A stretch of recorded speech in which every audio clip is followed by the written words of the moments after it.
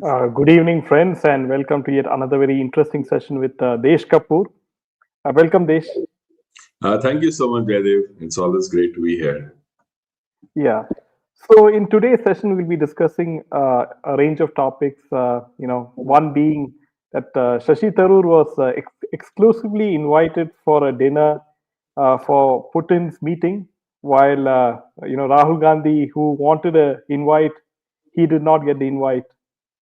And also what is happening with Indigo Airlines and the whole chaos, and much more in today's session.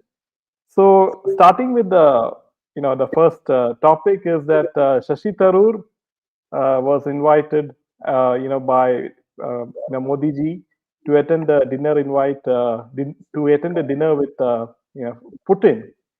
So this is quite interesting that Shashi Tharoor, who is not getting along well with the Gandhis, especially Rahul and Sonia. He missed a lot of meetings, key meetings with Sonia Gandhi, and also Hmm. the fact that he has praised Modi ji's speech just recently.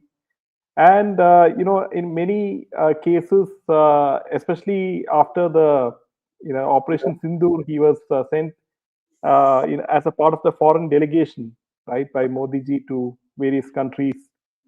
And you can see that he is being sidelined by the Congress party, and it's just only a matter of time. Maybe he might jump the ship. Right. So I think let's talk about the invite first, right? So one of so the main thing is that the invite actually came from the Rashtrapati Bhavan. So it came from the president. So it wasn't like something that the government actually sent. It was the president of India who sent that thing. Now, like, was the calculations of the current government also taken into account? Maybe yes, and also maybe the views from the coming dignitary as well, because we have to remember that no major Russian leader, whether it is Lavrov or Medvedev, or Putin, like none of them have met any significant Congress leaders since 2014. So, so Russia is very clear where Congress really stands. Like it is a non-entity, like in their mind. One, and second, in all probability, actually, Rahul Gandhi, the way like we have like discussed this Operation Zeppelin, how the Hindenburg report and everything else worked. That the Congress Party was working very closely with the deep state and with certain groups within the deep state that are within US and other areas. So if you like look at that, then I think Putin will be very wary of interacting with a person who is the representative and the proxy of that deep state, in India, because that is exactly what Rahul Gandhi is. I mean, like we know after we came to know where the accounts are from, that most of the accounts from Congress party are actually not from, India at all, or even Congress. Like it is a combination of Bangladesh, Pakistan, Turkey, like Europe and places like that. So basically, Congress party has become a front for all the anti-India forces now. So Rahul Gandhi has taken Congress to that point where Congress just represents everything that is against India. So in that perspective, if you see, then like why would Putin or any other serious dignitary even like would be even willing to talk to people like Rahul Gandhi? I mean, Rahul Gandhi has become a non-entity. Like he remains there only because he carries that name, which unfortunately, still has currency in India. But as far as the political figure is concerned, if if the deep state and the external actors and forces were not fighting for Congress, then he would be absolutely nowhere. So, so when you look at it, his exclusion, yes, seems to be a political signal, and it seems to be deliberate. But what is being said here is very, very clear that what we need is not anti-India, anti-progress opposition, who happens to be opposition in India, because the level and the benchmark for opposition in India today is so low that any Tom, Dick, and Harry with absolute hatred for India, for Hindus, for our institutions like the Election Commission and Judiciary can still have that kind of a post like the leader of opposition. It is a shame on the Indian system that we have this kind of a scenario. So I think if this was a signal, then it was a good signal. The signal was that if we need opposition, we need serious people.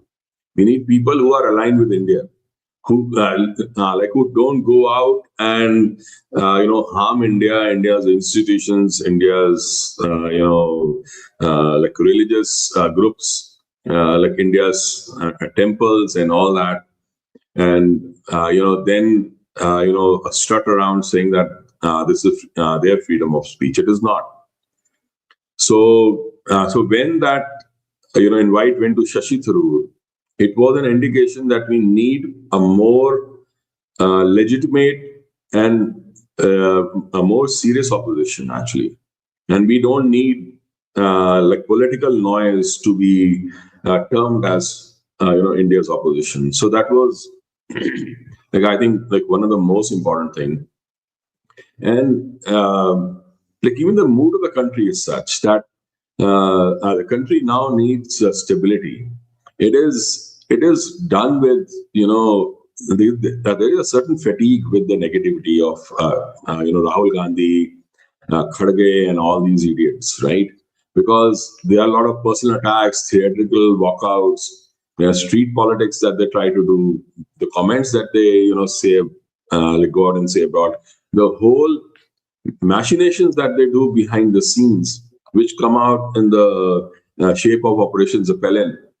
This is all counterproductive. People don't like this anymore.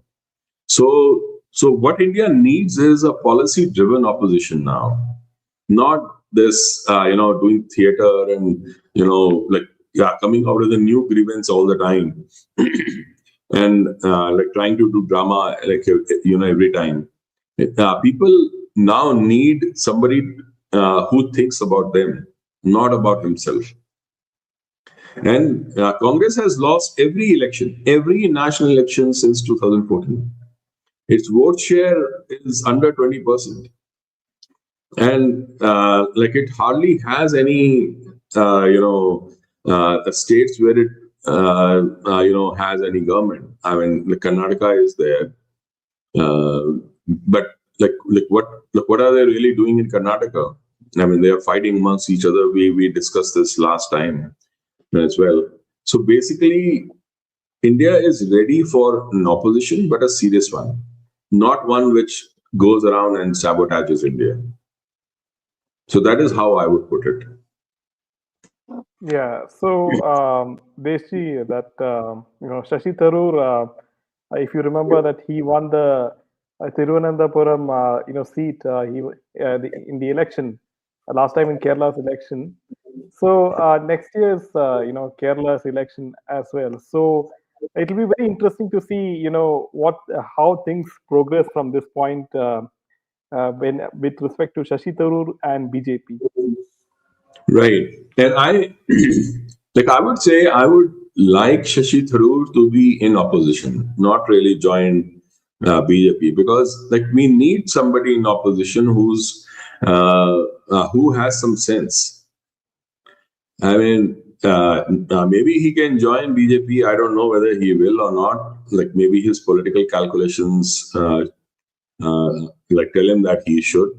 But I would say that like India needs an opposition like him, because like somebody should be serious enough about the country and call out like when the current government is not doing correctly, like something like doing right.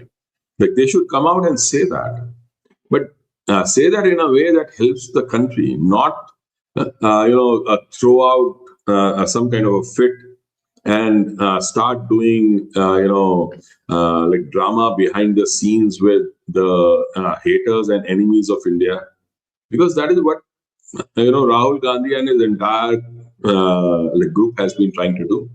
They've been trying to play up one religious minority against the Hindus, and they have been doing this for a long time now. So so they can't escape that now. I mean, like somebody has to answer for all those things, and that is why we need somebody like Shashi Tharoor, who, even if he's outside as an opposition, he still at least has like makes sense. And it is important that India has a strong and a credible opposition. Like India has not had that kind of like opposition for a long time now. Yeah, Snehal says that Shashi Tharoor shouldn't join BJP, but rather have a faction out of the INC, and credible people in the INC join with him. So this is what Snehal thinks. I totally agree with that. I think there is a need for a strong, credible, serious opposition, and Shashi Tharoor would be the right person to create that. But he needs other people like that. Unfortunately, all those people who were like that have been either thrown out of Congress and have joined BJP, or like are not working anymore, or have actually capitulated and joined hands with folks like Rahul Gandhi. So I think the only person I can think like somebody like Shashi Tharoor would be Tehseen Poonawala. So between those kind of people who still think for India, they may not like or agree with Modi ji. That's fine, and I don't think they need to. I think they just need to make sure that whatever they are saying is for the benefit of the country. Yeah, and like you said, that the Congress is losing ground in each and every state in India. We saw how badly they lost in Bihar, and also now they're going to lose. Karnataka. There's a lot of confusion between Shiv Kumar and Siddaramaiah, and we don't know what will happen.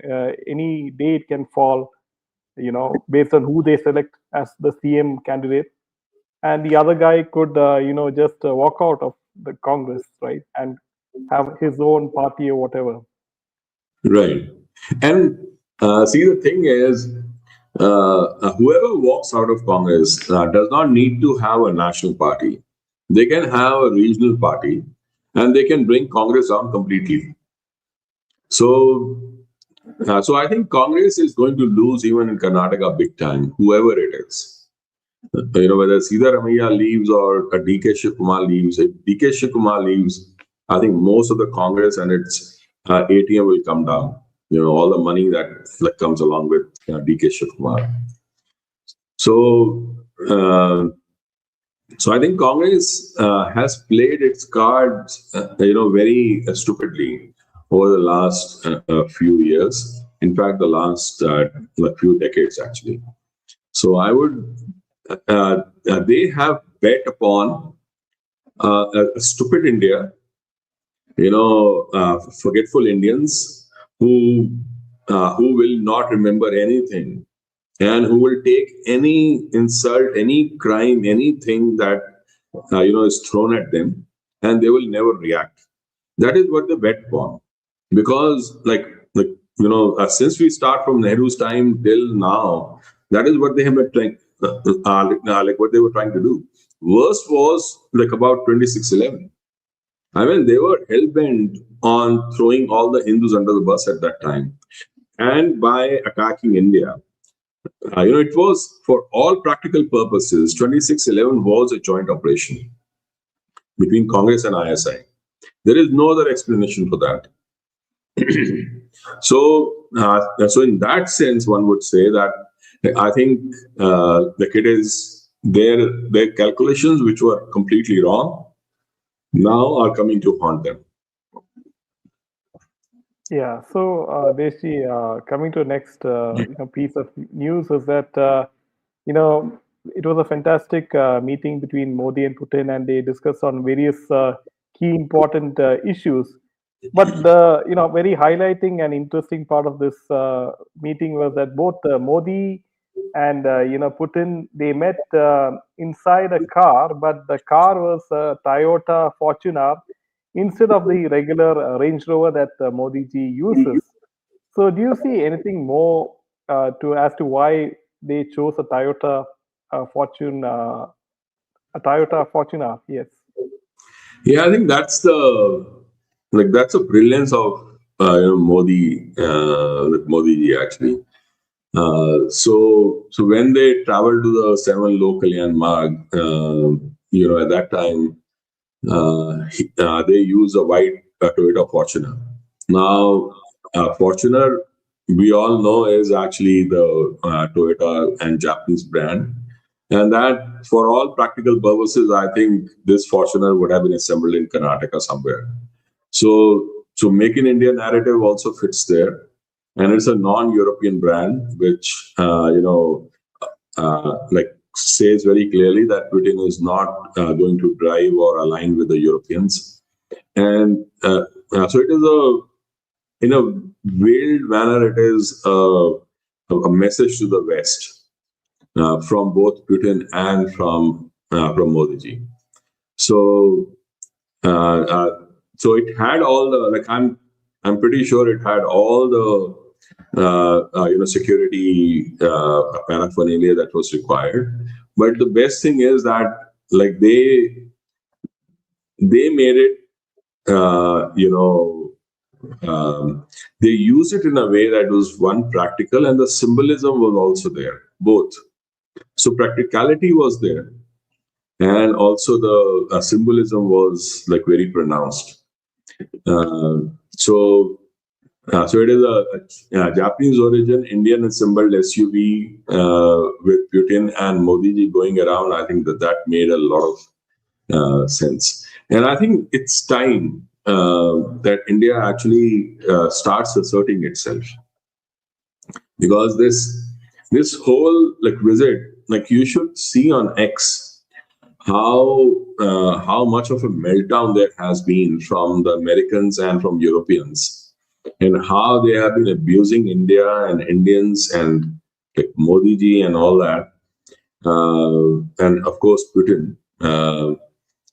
They don't realize that the actions in Ukraine by Russia were instigated by what was done in Ukraine by the US and the West. Like in 1990, actually, Soros says in his own, on his own website, georgesoros.com, that I moved into Ukraine in 1990. I set up shop there. It was right after the fall of the Soviet Union, or just before the fall of the Soviet Union, and he set up shop there. And your audience can go and Google about the breakfast with George Pyatt, Pyatt. It was in WikiLeaks, I think, or DC Leaks, and you read the minutes of that meeting, and it shows very clearly George Pyatt was was ambassador in Ukraine for the US, and he basically handed over the keys of entire foreign policy related to Ukraine to George Soros and his organizations. So basically, Soros was the one who was ruling the roost within Ukraine and trying to actually orchestrate that whole place in a way that it would be anti-Russia. And Russia kept on saying, please don't do this, because this is like a buffer. And imagine if Russia were to do something similar in Mexico. or Cuba, and we like saw what happened in Cuba. But even worse, if they do it in Canada, because that is what it is like. So so to say, well, like he was just like he's a criminal and he has done this and that. Like I would like to see if Russia does something similar in Canada or in Mexico. Like what happens to US then? What does US do? At that time, they'll go and attack and do whatever it takes.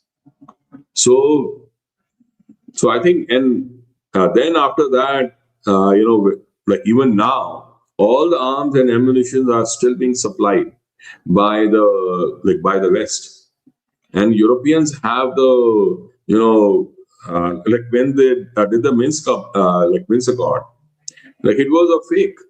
And Angela Merkel actually agreed with that. Like she actually said that, stated that very clearly that Minsk Accord was just to buy time so we could attack Russia. Really? So then you want the world to believe that all this is happening because of the evil mind of Putin. He has to save his country, just like you would like to save your country. So you can't blame him for trying to save his country from the obvious attacks from the West. And like after all, like US is still getting all the uranium or a majority of the uranium from Russia, and that is being used for their energy needs. So why can't India use it? Why can't India use the oil and gas?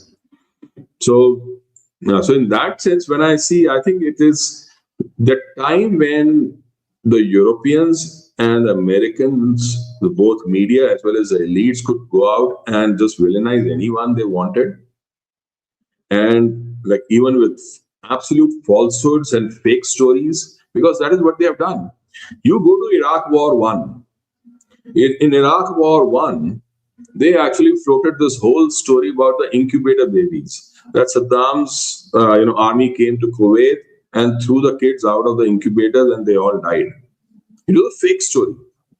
But they said it within Congress.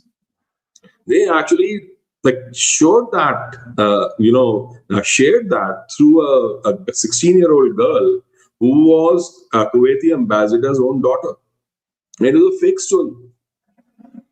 That's how they sold the first Iraq war. And second Iraq war, we all remember, right? WMD's fake story. Like if anyone wants a good view, please watch the movie Fair Game, and you will understand what happened at that time. So Iraq won Iraq War II, and we know what happened in Libya, like when Gaddafi was overthrown. So it is time when they stop all this nonsense, because people do understand. Those who understand, they know.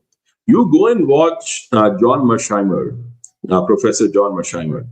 Like he's one of the authorities in geopolitics from University of Chicago. Like he has shared the entire history very clearly.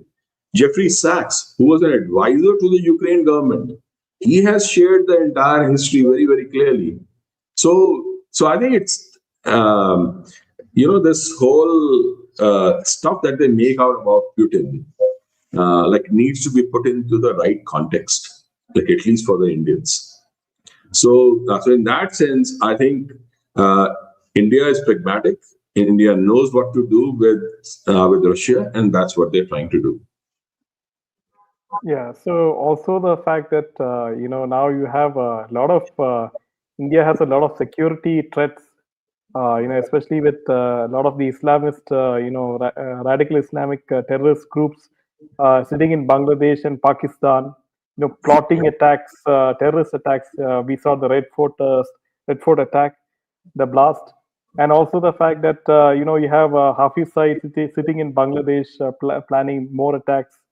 You had the doctors. You saw how they plotted the attacks. So, and also the fact that now R.C. Munir is the chief of defense forces, isn't it? So India has a lot of security concerns. Right.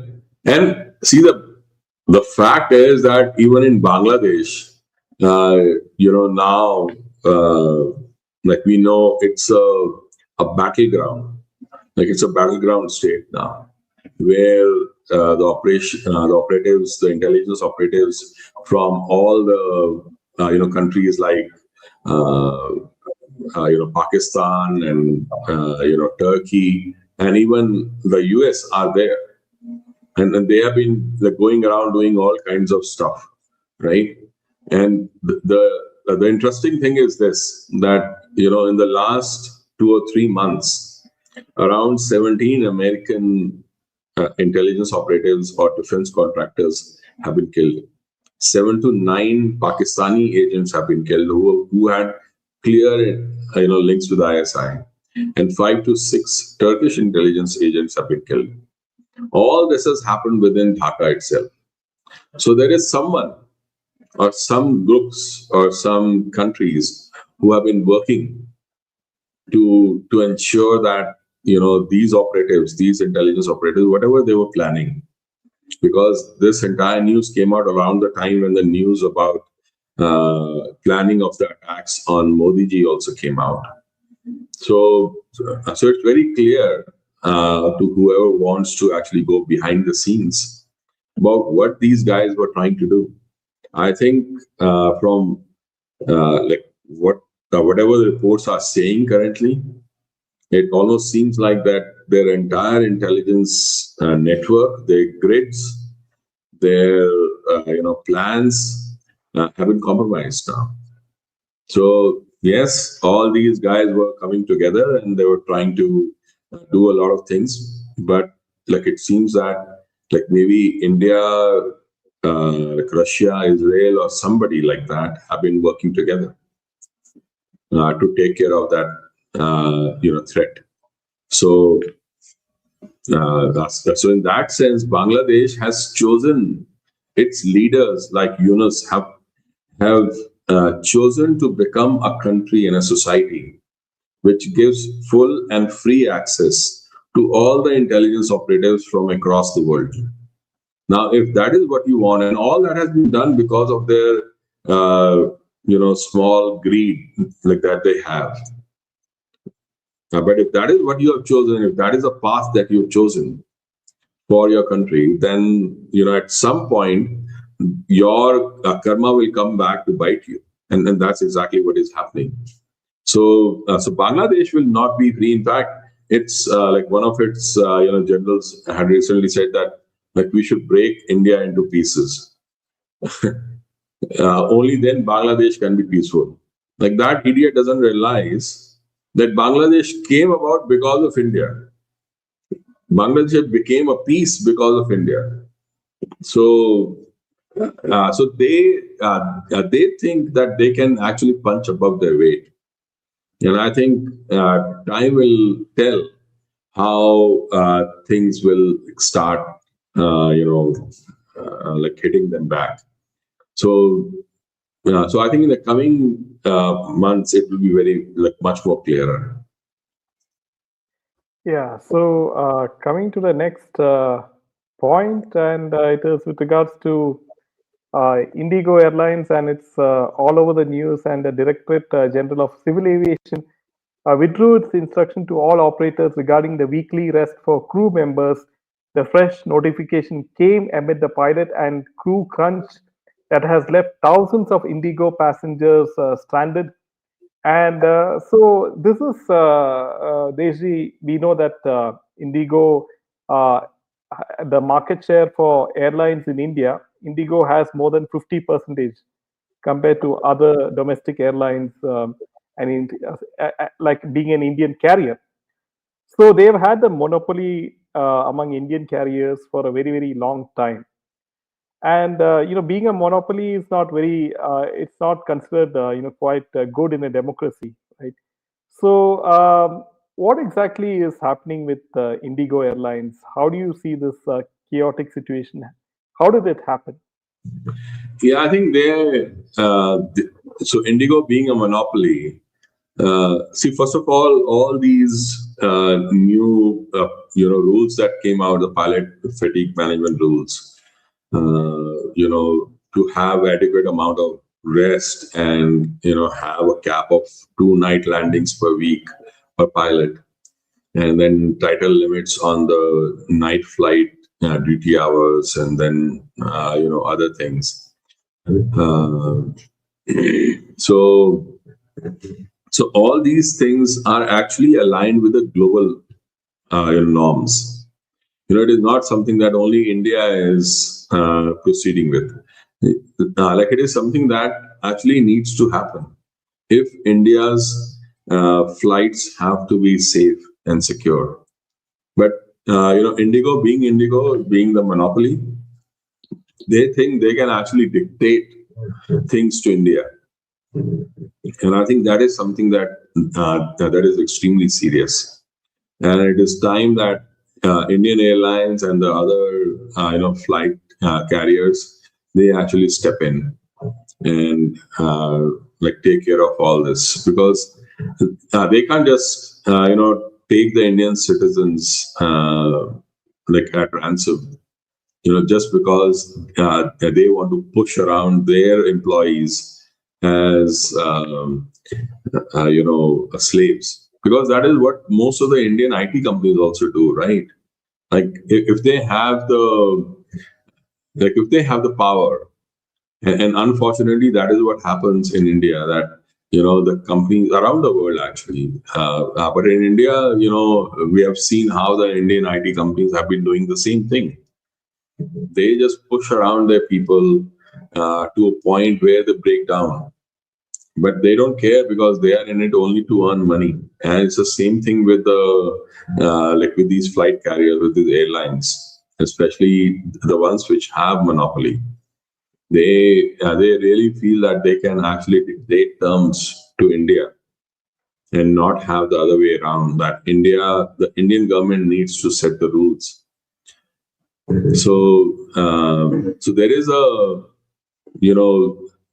Indigo recently has imposed a hiring freeze and non-poaching agreements.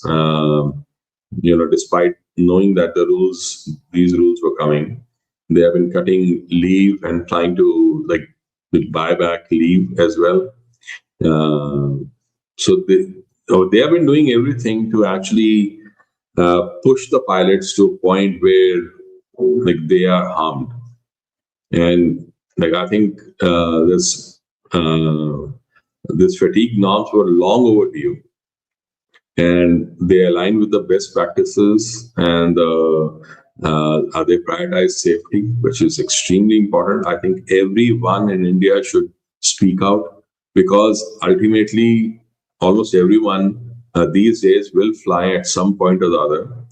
So we need to be serious about our own safety and about the safety of our families, because these guys will do whatever it takes for profits and money in their pocket. They don't care about anybody's safety, because if this is what they are actually fighting for, fighting against, then I think it is very, very serious. This shows their mindset. So, so this entire, like if India wants to be a global aviation hub, then like it needs to make sure that as its capacity is expanding, the labor and safety frameworks also need to keep pace with it. So it can't be that we just want to expand. So we have created so many different airports, and like we have so many flights going around, but there is no safety and no labor laws. So in that sense, like I think it's the concern of everyone, not just the government. But I don't see that much of concern coming out from the normal public. Like who should be, everyone should be extremely angry at this, what Indigo is trying to do. Because, like I said, at the end of the day, it is our own safety that is at stake. Right. So my observation is that all over social media, a lot of anti-Modi and anti-BJP handles and news media, they have somehow hijacked this particular issue, and they have pinned it on the Modi and the BJP government at the center that it is their fault. So they are using this, their issue to somehow target the image of India outside. Yeah, that is the sad part, right? Because that is what these Congress-led, anti-India handles have been doing all the time. They think everything becomes an opportunity to hit India and be anti-India, because this is clearly, if this was needed long time back. It is coming out. We are already too late, because like it is to do with our safety. That is what I'm saying. That the Indian citizens should actually come out and say that we are done with this kind of lax safety norms. We need proper norms. If that means less profit for the airlines, then less profit for the airlines. The airlines need to actually find better ways to make profits, not like this. Yeah, there's a question by Lacoste. He says, "Will the pilots go on strike?" Yeah, if Indigo keeps pushing them towards unsafe and unsecure and like fatigue full of norms, then I'm sure at some point pilots will also say that it is for their benefit as well, right? So, so why should pilots take this kind of injustice and unfair practices in labor laws or labor practices, that Indigo has? I don't think it is fair to the pilots. It is not fair to the public. It is not fair to the people who fly every day. So, so like I said, I think like India needs to become a little serious about enforcing such laws, even if it means that the main monopoly company has to be broken down. I think. So Deshi, now we have a lot of forces, be it America or China. They would like to see the Modi ji government fall at any cost. So going forward, this was a very important meeting with Putin, right? Because it's a crucial meeting, in fact. Right, and I think see, the thing is with the deal that they have done with the Spare Bank of Russia, where they will reinvest things back, the rupees back in India, and then use India as an investment, a destination.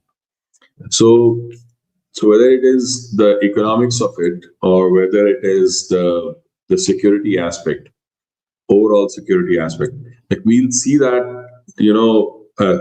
over time, India has been turning this entire chaos and this kind of pressure into an opportunity, because what this the reloss that has happened, RELOS, the reciprocal logistics, the arrangement that they've done, India finally gets access to the Arctic and gets a foothold there. Similarly, Russia gets a foothold in the Indo-Pacific, which is extremely important for both. The coming world will depend on Arctic. India did not have a direct access to Arctic, but through Russia, India can do that. And I think that is one of the most brilliant move that Modi ji has done, or any leader from India has done in a long time, because he has set India for success for next 200 to 300 years because of that. And having Russia also a foothold in the Indo-Pacific also means that India has an ally here, a very, very strong ally. And like it is, countries, the other countries cannot take this lightly. So if they think they'll try and push India around, and anyways, India has a very strong presence in the Indo-Pacific. So India rules Indo-Pacific right now. So in that sense, I think it is a good thing to have an ally there, along with the strong shipping and the naval presence that India has. And going forward, I think even within the Navy itself and the naval, submarines and the naval ships like that we are creating, I think that combination or that collaboration with Russia will also be a major, will play a major role going forward. So in that sense, I think like India has been working with Russia on the security aspect and the future aspect, the economic aspect. In any case, BRICS has always been there and trying to fight against the Western domination and hegemony, especially when it comes to the financial sector.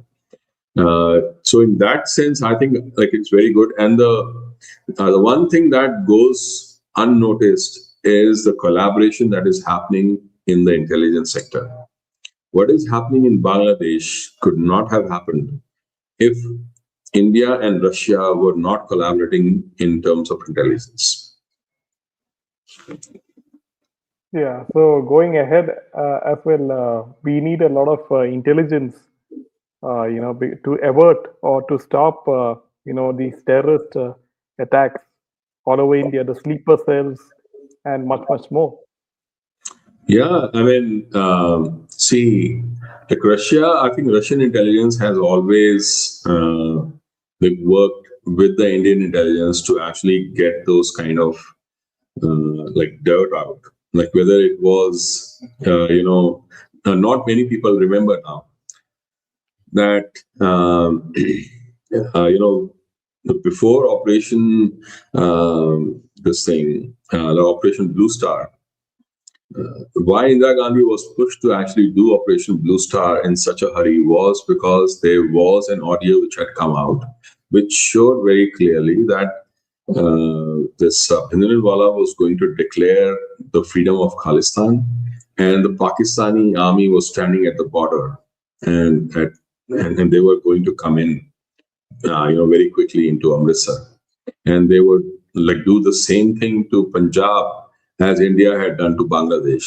So that is why Operation Blue Star was done in such a hurry.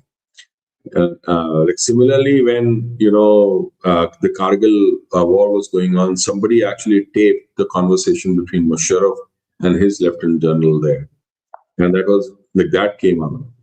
So, so in that sense, if you really see, there has been a lot of collaboration that has gone on between the two intelligence agencies, and it is not adequately understood how strongly they work together.